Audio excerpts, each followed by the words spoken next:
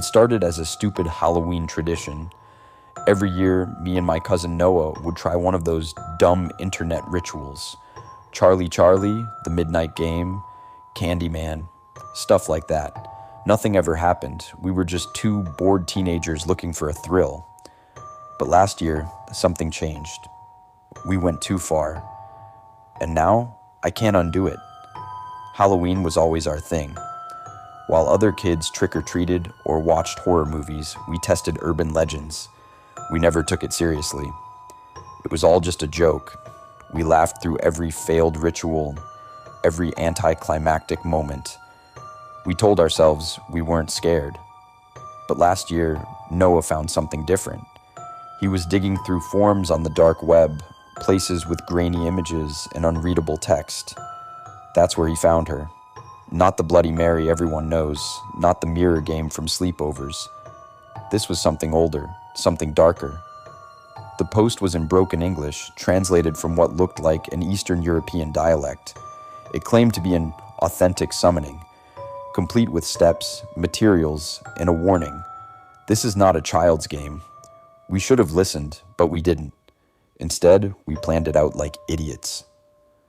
Noah's parents were going to a Halloween party that night, and we'd have the house to ourselves, the perfect setting. The bathroom was windowless, no outside light, just cold tile, a creaky old mirror, and a heavy door that didn't always latch. We gathered everything the ritual required: 3 black candles, a silver bowl, a needle, a lighter, and a Latin chant printed in shaky red letters. We laughed when we read it out loud. It sounded like something from a bad horror movie. The final ingredient was blood, ours. Just a single drop each, smeared on the mirror after lighting the candles. Then the chant. Then the name. 3 times. "Don't look away," the instructions warned, "or she'll stay." We didn't take that part seriously either. At exactly midnight, we started. The lights were off. The air felt thicker than it should have. Still, we kept going.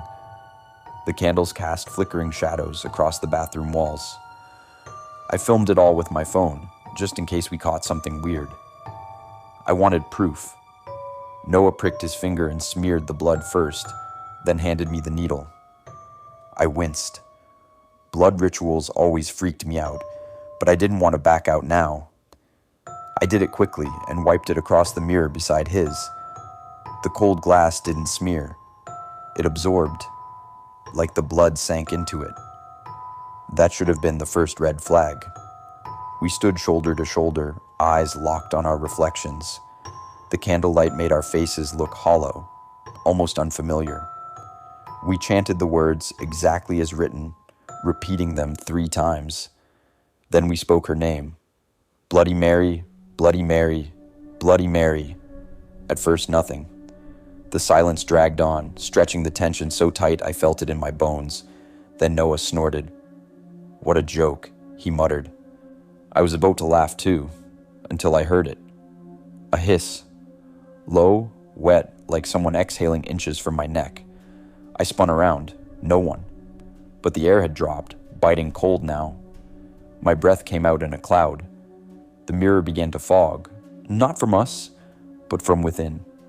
A thin film of mist spread across the glass, swirling like smoke underwater. Then handprints appeared. Not ours. These were thin, long fingers, pressed hard against the inside of the mirror. I couldn't breathe. Noah stepped back. "Dude," he whispered. The candle flames went wild, flickering, guttering, then dying. All 3 plunged into darkness. Total silence. Then scrape. Nails dragging across the wall. I reached for my phone, hands shaking. The flashlight barely worked, flickering like it was losing power. That's when I saw the mirror. It was shattered, but only from the inside. The surface felt smooth, but the cracks ran like spider webs, as if something had slammed into the back of the glass. Noah clutched his face, blood trickling from his nose. "What the hell is happening?" he gasped. I grabbed him and pulled him out. We slammed the door and didn't go back in. Not that night. Not ever. But that was only the beginning. I reviewed the footage the next morning. My phone had been recording the whole time. At least I thought it had. The video showed us doing the chant. Then the candles dimmed. Then, static. A digital glitch. When it resumed, I wasn't in the frame.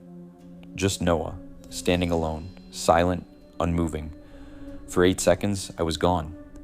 Then suddenly, I reappeared. Same position, same expression, as if nothing happened. But I hadn't moved, hadn't even noticed. Yet the camera insisted otherwise. I felt sick. I didn't sleep that night.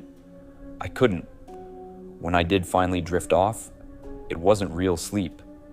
I was paralyzed, frozen on my back, unable to scream. She was there, standing in the corner of my room, tall, thin, skin like wet paper, hair hanging over her face in a slick curtain, torn mouth, ripped at the edges like someone had tried to carve it open.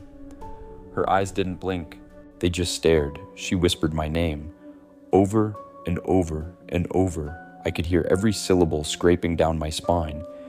When I finally woke, my neck was burning. I ran to the bathroom. 3 red scratches, deep, raw. I didn't remember doing it. I didn't sleep for days after that. Every time I closed my eyes, I felt her watching me, not in dreams, in reflections. She started showing up in mirrors, just for a second, behind me, gone when I turned. But I always knew she'd been there. Noah's mirror at home cracked on its own 2 days later. No one had touched it. He swore he saw her too. He stopped answering my calls after that. We both knew something had followed us, something we invited. The rules said not to look away. I think one of us did, maybe both. And now she's here. Not bound to the mirror, not bound to anything. She's free. I covered every mirror in my apartment, taped them over, hid every piece of reflective glass, even the TV screen. But it didn't help. I still hear her, late at night. That same hiss, that same scrape of nails. Sometimes I catch her in the metal of the faucet, the back of a spoon, the window at night. She's always behind me, always smiling. I stopped sleeping. I stopped leaving the apartment. I even stopped turning on the lights. She likes the dark. That's when she's strongest. I can't tell what's real anymore. Last week, I found blood on my ceiling, my own handwriting on the walls, Latin, the chant. I don't remember writing it. I don't remember anything. My phone camera still glitches sometimes, random static. Images of her face for a split second. I delete them, but they come back. Noah sent me one last message before he disappeared.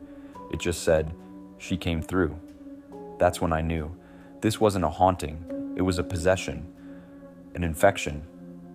She doesn't just look through the mirror. She uses it. She steps through it. And once she's crossed over, there's no way to send her back. I don't think I'll survive much longer. The lines between her and me are blurring. Sometimes I look in the mirror, and it's not me looking back. Her eyes, my face. I blink, and she doesn't. If you're reading this, don't try the ritual. Don't be curious. Curiosity is what feeds her. Every time someone says her name, she gets stronger. She spreads. You don't need to finish the ritual.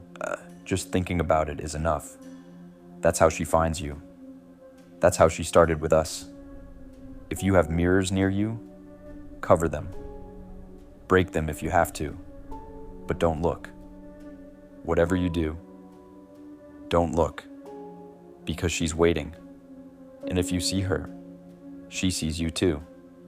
And she never forgets a face. Not once she's marked you. I've started hearing voices when I'm awake. I don't know what's real anymore. Last night, I looked into the black screen of my phone, and she smiled. Not a reflection, just her, smiling, with teeth too long, eyes too wide. Then she spoke in a voice that was partly mine. She said, "I like your skin. I haven't looked at myself since. I write this now with the last candle I have burning. I think she's close. The lights have been flickering for an hour. There's something behind the wall, something wet, breathing. My phone won't charge anymore. The screen stays black, even when I try to turn it on. But I can see her in it. Just barely. She's almost here. The temperature keeps dropping. I can see my breath again. Just like that night. I'm not going to survive this. But maybe, just maybe, you can. If you listen. If you believe me. This isn't a story. This isn't a game. This is a warning. Do not speak her name. Do not light the candles. Do not smear the blood. Because she's not a legend. She's real. She's ancient. And she's hungry. And once you let her in, she never leaves.